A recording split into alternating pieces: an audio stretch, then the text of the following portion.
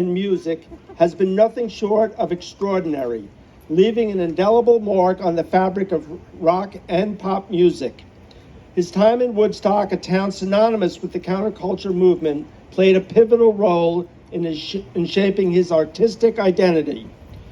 Todd's early career was profoundly influenced by the Cultural Revolution of the 1960s. He became a prominent figure in the Woodstock music scene, which not only celebrated the power of music, but also embodied the ideas of peace, love, and music. In 1969, Todd's band Naz gained national attention for their innovative sound and great songwriting. However, it is his solo career that truly showcased his talents and unique vision. In 1970, he released his landmark album, Runt, which included the hit single, We Got to Get You a Woman. This album marked the beginning of his exploration into diverse musical styles, from rock and pop to soul and progressive music. Todd's artistic exploration mirrored the free-spirited atmosphere of our town, Woodstock, where musicians were encouraged to experiment and push boundaries. His creativity flourished further when he established Utopia Studios in 1972. Located in Bearsville, New York, this state-of-the-art recording facility became a sanctuary for artists seeking to create groundbreaking music. Utopia Studios was not just a place to record, it was a hub of collaboration where Todd worked with various artists, including the likes of Meatloaf, XTC, and the New York Dolls. Yes. His innovative production techniques and keen ear for detail helped shape the sound of many iconic albums. As a member of the band Utopia, formed in 1974, yes, Todd continued to challenge musical norms and explore new genres. Utopia blended rock, jazz, and electronic music, creating a sound that was both unique and influential. The band was known for their elaborate live performances, showcasing Todd's prowess as a multi-instrumental and a visionary. Throughout his career, Todd has exemplified the spirit of artistic independence and innovation. He has not only produced music, but has embraced technology to enhance the creative process. His ability to evolve with the changing landscape of the music industry has kept him relevant for decades. Todd's contribution to music and culture, particularly during his time in Woodstock and at Utopia Studios, has left an enduring legacy. He's a true pioneer, reminding us that music is not just a form of entertainment, but a powerful medium of expression and change. Today we celebrate Todd Rundgren, a brilliant artist whose journey continues to inspire generations. Todd's legacy is a testament to the power of artistic expression, reminding us that music can unite and inspire, much like the spirit of Woodstock itself. And with that, if I could please.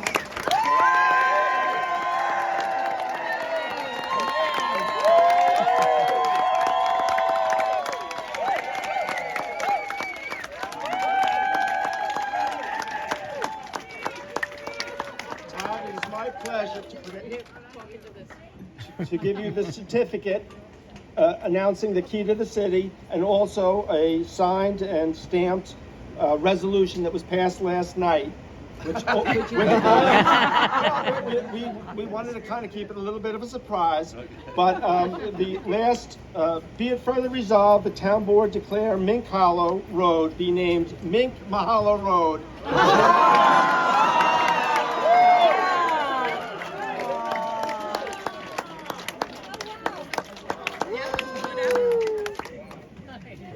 Pull it out there.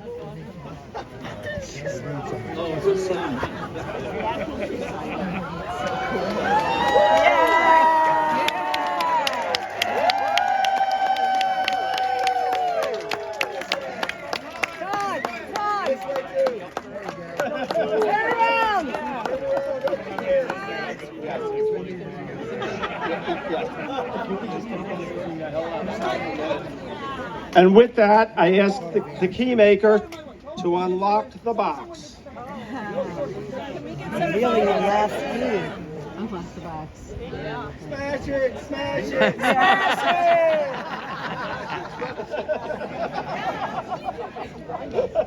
Please don't. That glass is nice.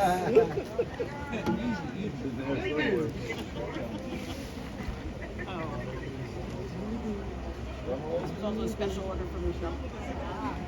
Oh my God, the door must be huge. There you go.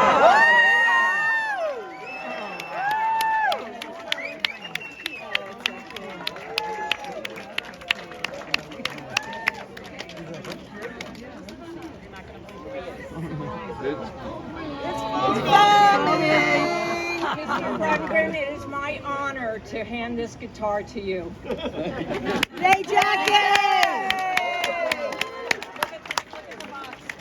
Oh, great. And the cake. And the tea. The town of Woodstock, may you always be proud. And welcome. Come into your houses now. Over here. But only to cook something in your kitchen. I'll leave you some.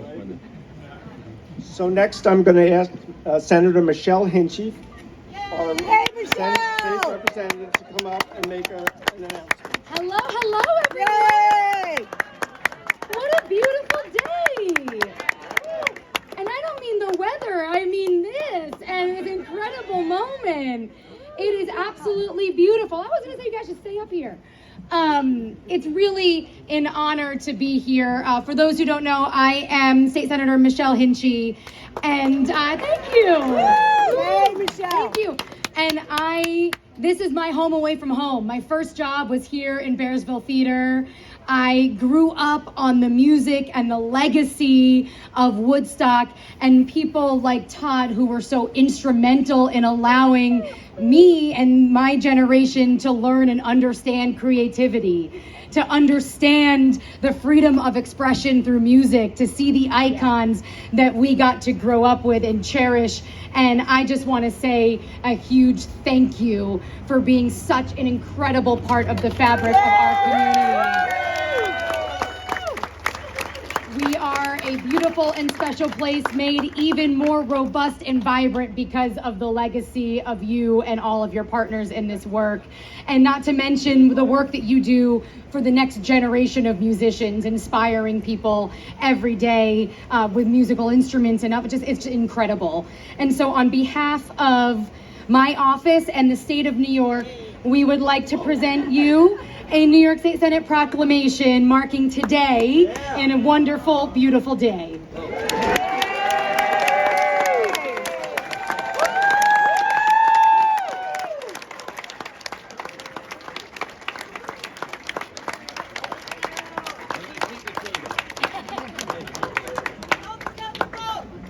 And one last thing.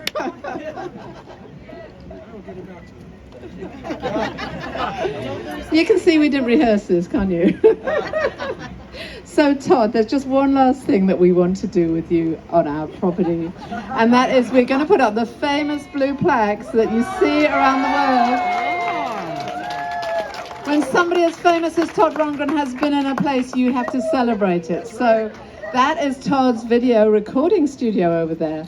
He has had many visions in his life, but one of the great ones that he had was that video would become important. It wasn't just some kind of new technology. It was going to become the only way, unless you were seeing live, it would be the only way that you would really enjoy music. So Todd thought of that in 1979, I think. That was when Albert Grossman built the studio. There's a long history of that. You should, if you get a chance to talk to him, he'll tell you some of the history of it. But this is going to go up on that building over there for a permanent record of Todd's contribution to Bearsville. Thank you, Todd.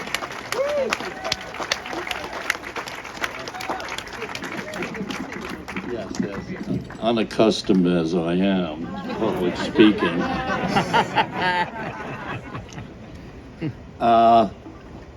When I came to Woodstock, it wasn't kind of one of these things where I said I long to live in Woodstock. It's just, Woodstock was Woodstock. And I was kind of just tired of living in the city, and I wanted to have a little peace and quiet, and someone found a house for me, and it happened to be up here. So I had an experience of Woodstock before, but it was kind of almost chance that I wound up in this area, in the first house that I ever owned, and it made me a different person. Just kind of, one of the things about it is the setting that we're in, and I was up on a mountainside right next to the state land, so there was nobody behind me, and I got to know myself much better just from being here and taking advantage of the isolation and the communing with nature and such. So before there was a Woodstock, there was this place, and that's a thing that we always have to sort of recognize, the natural setting that's here and how remarkable that is. And I think that was probably the original attraction for people to come up here, like the Bird Cliff Art Colony and things like that. People came here because of the feeling that this particular setting gave to them. And that's a thing that no matter whatever other changes happen, I'm unlikely to move back to Woodstock, I'm afraid, but I live in Hawaii. But that's just the lingering thing that goes on and on, no matter what other changes happen. There is a spirit in the earth here that is kind of why people want to be around it. And I kind of got to touch that spirit when I lived here, and I believe it made me a better person. And I think in that regard, the more time you spend in a place like Woodstock, the more of a whole person you become, and the more that you appreciate, what we've been given, our planet and such. And so, more than anything, I've seen the changes come through the town. I've seen it go when music became moribund, no live venues or anything like that for a while, and now hopefully this is part of a rebirth of music in Woodstock, and maybe more live venues will open up, and it'll be kind of more like the place when I first moved here, where there were lots of music venues, and it was really, the focus of, the world kind of wondered, what's going on in Woodstock? Why are so many musicians there? And I think, it's because of the reasons I just expressed, but also there is that artistic tradition, and that's going to go on and on and on. And hopefully the Bearsville Theater will be part of the rebirth of that. And otherwise, I got nothing else to say. Thanks. Thank you. I'll be in your kitchen. You need me.